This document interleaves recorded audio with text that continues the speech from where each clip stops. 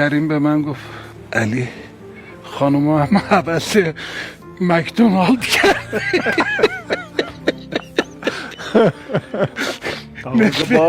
اول صبح مکدونالد ساعت 5 صبح زمستون بود. برگشتیم سهار صبح رسیدیم، ما رو برد تنبیه کرد دوند، چون اونا یه نفرشون اخراج شده بود، 10 نفره ما رو بردن.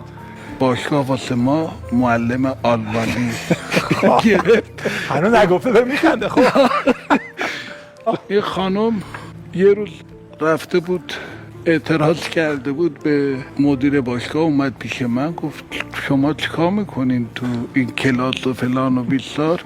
معلمه گفت که به یه زبونی صحبت میکنن که من نمیفهمم، ما همش ترکی صحبت میکنیم، آذری صحبت میکردیم. بعد به معلمه برخورده بود که ما چرا اونم از یه اونها بود که خاطره زیاد از دارم. ایرانی ها خوشش نمیومد، اون وری بود، ردش کردم بعدش رفت.